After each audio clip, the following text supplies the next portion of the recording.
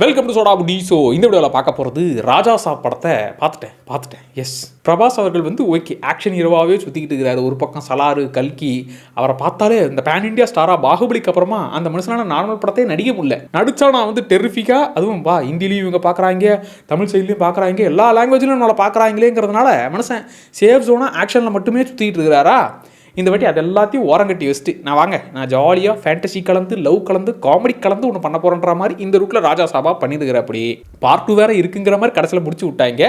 சரி, இந்த பார்ட் 1 முதல்ல எப்படி இருந்துச்சுங்கிறத பார்த்துடலாம். ஃபஸ்ட்டு இந்த படத்துடைய கதை என்ன அப்படின்னாக்க, தன்னுடைய தாத்தாவை தேடி, தாத்தா வந்து காணாமல் போயிட்டாருன்னா இவங்க பாட்டி வந்து ரொம்ப ஃபீல் பண்ணிக்கிட்டு இருக்கிறாங்க. பாட்டி உனக்கு கொடுத்த சத்தியத்துக்காக நான் போய் தாத்தாவை கண்டுபிடிச்சிட்டு வரேன்னு சொல்லி தாத்தாவை பற்றின விஷயங்கள் இவருக்கு தெரிய வருது. உண்மையாக தாத்தா எப்பேற்பட்ட ஆளுங்கிறத கொஞ்சம் கொஞ்சமாக தெரிஞ்சுக்கிறது. அவர் செய்யக்கூடிய மந்திர ஜாலங்கள், மாயா ஜாலங்கள், இதுக்கு நடுவில் இவ்வளோ பெரிய போராட்டத்துக்கு நடுவில் 3 ஹீரோயின்ஸோட சேர்த்து மொத்தமாக எல்லா பிரச்சனையும் எப்படி சமாளிக்கிறாருங்கிறது தான் இந்த படமே. இதில் பாசிட்டிவ்னு சொல்லக்கூடிய விஷயங்கள்லாம் ரொம்ப கம்மி தான். சும்மா ஒரு 2 தான் இருக்குது. டக்குன்னு சொல்லி முடிச்சிடுறேன். ஒன்று, பிரபாஸை வந்து கொஞ்சம் இப்படி ஜாலியாக பார்த்தது, ஆக்ஷன் ஹீரோவாக டெரிஃபிக்காக உருனே இருந்த ஆளை கொஞ்சம் சிரிக்க வச்சு பார்க்குற அந்த ஏரியா நல்லா இருந்துச்சு. அதே போல் இந்த பாட்டி கேரக்டர், அவங்க மட்டும்தான் கொஞ்சம் இந்த கேரக்டரோட ஒன்றி போய் நடித்தாங்க. ஏன்னா அவங்களுக்கு தான் கொஞ்சமாச்சும் காரணம் இருக்குது. தாத்தாவை கண்டுபிடிச்சாகணும், இவனுக்கு எதுவும் ஆகக்கூடாது அப்படிங்கிற மாதிரி அவங்களுக்கு தான் லைட்டாக ஃபீலிங்ஸ் இருக்குது. மற்ற கேரக்டர்ஸ்லாம் அதெல்லாம் கிடையாது. அதனால் இந்த பாட்டி கேரக்டர் ஓகேப்பா, அவங்க கொடுத்த கேரக்டரை கொஞ்சம் நீட்டாகவே பண்ணியிருந்தாங்க. தேவையான அளவுக்கு எஃபர்ட் அவங்க தான் போட்டிருந்தாங்கன்ற மாதிரி இருந்துச்சு. சரி, அப்படியே நெகட்டிவ்ஸ் பக்கம் வந்துடுவோமா? டேய், நான் 2 தான் சொல்லியிருக்கேன், அவ்வளோதான் இருந்துச்சு, என்ன பண்ணுறது. சரி, நெகட்டிவ்ஸ் பக்கம் வந்தோம்னா, இது வந்து ஒன்றும் புது கதையோ வேற லெவலாக இருக்குது. ஐயோ, விஷுவலாக மிரட்டி விட்டாங்களே அப்படின்னு சொல்கிறதுக்கு ஆசை தான். அவ்வளோ விஷயங்கள் ஐடியாவாக யோசிச்சிருக்கிறாங்க. ஆனால் அது ஐடியாவாக பார்க்கும்போது அப்படியே பொம்மை படம் பார்க்குற மாதிரி இருக்குது. நம்ம இந்த சந்திரமுகி படம் வந்த டைமில் அந்த பாம்பு இருக்கும் தெரியுமா, அதை பார்த்தாலே டம்மி பாம்புன்னு நமக்கு தோணும்ல. அப்படி இல்லை, சஞ்சய் தத்து கூடவே வச்சுருக்கிற ஒரு பூனை, அது பூனை மாதிரியே ஃபீல் ஆகலை. பூனை மட்டுமா ஃபீல் ஆகலை, இந்த படத்தில் அவங்க முக்கால்வாசி இல்லை, கிட்டத்தட்ட 90% செட்டு மாதிரி தான். அது இல்லாமல் இவங்க க்ரீன் மேட்டை போட்டு எடுத்துட்டாங்க. காட்டுக்குள்ளே ஒரு பங்களா அப்படிங்கிறத இவங்க காட்டுற இடமே என்னங்க இது நம்ம பரிதாபங்கள் சேனலில் காமிக்கிற க்ரீன் மேட் மாதிரி இருக்குதுன்ற மாதிரி தான் இருந்துச்சு. அது இல்லாமல் கடைசி அந்த முதல்ல ஃபைட்லாம் இல்லை, எனக்கு புரியல, இவர் ஏன் முதலைக்கு ஸ்மாக் டவுன்லாம் போட்டுக்கிட்டு இருக்கிறாரு. சஞ்சய் தத் வந்து அவர் வந்து சூழ்ச்சிகளை பண்ணுறது, பிரபாஸை காலி பண்ணுறதுக்குன்னே அடுத்தடுத்த அட்டாக்குகளை ஏவி விடுறதுலாம் என்னங்க இது சோட்டா பீம் சண்டை மாதிரி இருக்குது. இந்த சோட்டா பீமில் காரணமே இல்லாமல் சண்டை வரும் தெரியுமா.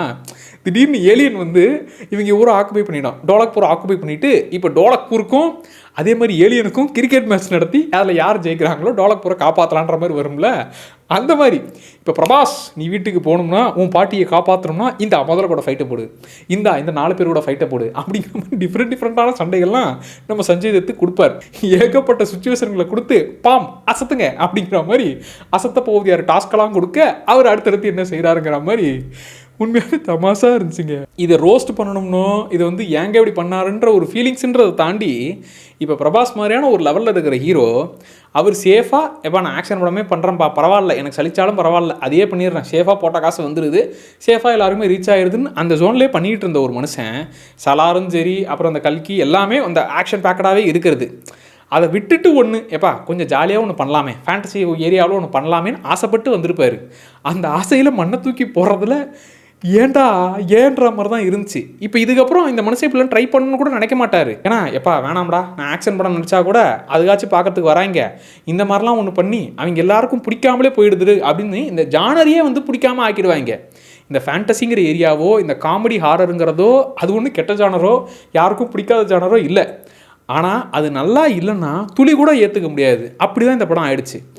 ஏன்னா இப்போ இந்த பாட்டிக்குன்னு காரணம் இருக்குன்னு சொன்னல, மற்ற யாருக்குமே எந்த காரணமும் கிடையாது. சாங்கு வர்றதுக்கெல்லாம் சத்தியமாக காரணமே கிடையாது. இந்த 90s 80s படங்கள்லாம் பார்த்தீங்கன்னா சாங்கு போகிறதுக்கெல்லாம் சுச்சுவேஷனே கிடையாது. டக்குன்னு தோணுச்சுன்னா சாங்குக்கு போயிடுவாங்க. இதில் சீரியஸாக சஞ்சய் தத்து அட்டாக் பண்ணுற மாதிரி பயமுறுத்தி வச்சுருப்பாரு. அடுத்த செகண்ட் டக்குன்னு கிளாமர் சீனை காமிச்சு பாட்டுக்கு போயிடுவாங்க. டேய், எனக்கு புரியல, கிளாமர் சீன் காட்டினா அதுக்கு தான் நீங்கள் 3 ஹீரோயினை வச்சுருக்கிறீங்க, நல்லா தெரியுது. அதுக்குன்னு ஒரு சீனை அவர் லவ் பண்ணுறாரு, அந்த லவ் மூலிமா இவங்களுக்கு ரொமான்ஸ் நடக்குது, அந்த ரொமான்ஸ் அதுக்கு அடுத்த லெவலுக்கு போகுதுன்னு கொஞ்சம் கூட டைம் இல்லை. சார் எனக்கு போர் அடிக்குது சார், டக்குன்னு சாங்குக்கு போங்கன்ற மாதிரி 3 ஹீரோயின்ஸ் இருக்காங்க, அவங்கள வச்சுக்கு நாங்கள் என்ன பண்ணேன், நாங்கள் போய் சாங்கில் எதை வேணாலும் பண்ணுங்கள் அப்படிங்கிற மாதிரி கூப்பிட்டு போயிடுறாங்க. இப்படி சம்மந்தமே இல்லாத சாங் சுச்சுவேஷன். சரி, ஃபைட்டுக்கான சுச்சுவேஷனாச்சும் வெயிட்டாக இருக்குன்னு பார்த்தா சார் எனக்கு இப்போ போர் அடிக்குது ஃபைட்டு போடுங்க அப்படிங்கிற மாதிரி டக்குன்னு ஒரு ஃபைட்டுக்கான சுச்சுவேஷன். அந்த ஃபைட்டுமே நம்புற மாதிரி இருக்கான்னா இந்த நம்ம பொம்மை காரு பொம்மை துப்பாக்கிலாம் வச்சுக்கின்னு இப்படி தூக்கி தூக்கி போட்டு விளையாடுவோமே அந்த மாதிரி ஒரு பைக்கை தூக்கி போடுறது, காரை தூக்கி போடுறது, அப்புறம் எகிரி ஜம்ப் பண்ணுறது. ஏடா இன்னுமா இந்த சீன் நம்பத்து போகாமல் இருக்குது, இல்லை இந்த சீனை சொல்லும் போது அவர் எப்படி இதை ஒத்துக்கிட்டு நடிச்சாருங்கிற மாதிரி இதில் ஏகப்பட்ட கேள்விகள் இந்த படம் முழுக்க வந்துக்கிட்டு இருந்துச்சு. அது இல்லாமல் நான் வந்து தெலுங்கு வெர்ஷனில் தான் பார்த்தேன், சப்டைட்டில் இருக்குது, சரி ட்ரை பண்ணலாம். அதெல்லாம் தெலுங்கு ஓரளவுக்கு நம்ம புரிஞ்சிடும், அவ்வளோ ஒன்றும் கஷ்டமாலாம் இருக்காது. இதில் ஃபஸ்ட் ஹாஃபில் சப்டைட்டிலாக இருந்துச்சு, செகண்ட் ஹாஃபில் சப்டைட்டில் நிறுத்தி விட்டாங்க. நான் கூட நினச்சேன் ஆமாம் இவர் பார்க்க வந்திருக்குது கிறிஸ்டோபர் நோலன் படம், செகண்ட் ஹாஃபில் சப்டைட்டில் போகலன்னா இவர் புரிஞ்சு கிளிக்க மாட்டார், மூடிட்டு பாடுறான்ற மாதிரி அவங்களே சப்டைட்டில் ஆஃப் பண்ணிட்டு சப்டைட்டில் போட்டால் மட்டும் என்ன இதில் சீன் செம்மையாக வருது பாரு அப்படிங்கிற மாதிரி விட்ட மாதிரி தான் இருந்துச்சு.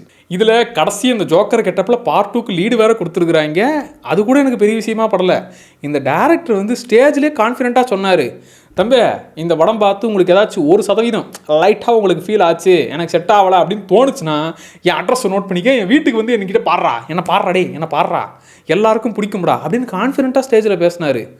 எனக்கு அவருடைய கான்ஃபிடென்ட் லெவல் எனக்கு அப்புறம் தான் புரிஞ்சுது படம் பார்த்ததுக்கப்புறம். என்னன்னா இந்த படம் பார்த்து முடிக்கிறதுக்குள்ளவே அவன் இருக்க மாட்டான், அப்படி ஒரு வேளை தப்பி தவறி இருந்து என் அட்ரஸை கண்டுபிடிச்சி வீட்டுக்கு வந்தான்னு வையன், வீட்டுக்குள்ளே தான் ராஜா சாபோடைய பார்ட் 2 வச்சுருப்பார் போல், போட்டு காமிச்சு அவங்களை போட்டு தள்ளுவார் போல். அப்படி தான்டா தோணுச்சு.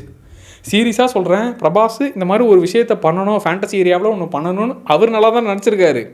அவரை இவங்க ஏமாற்றி, அது இல்லாமல் அட்லீஸ்ட் இவங்க விஷுவலாக அந்த விஷயங்களை காமிச்சிருந்தா கூட நம்புற மாதிரியாச்சும் இருந்திருக்கும். எல்லாமே அப்பட்டமாக டம்மியாக தெரியுது.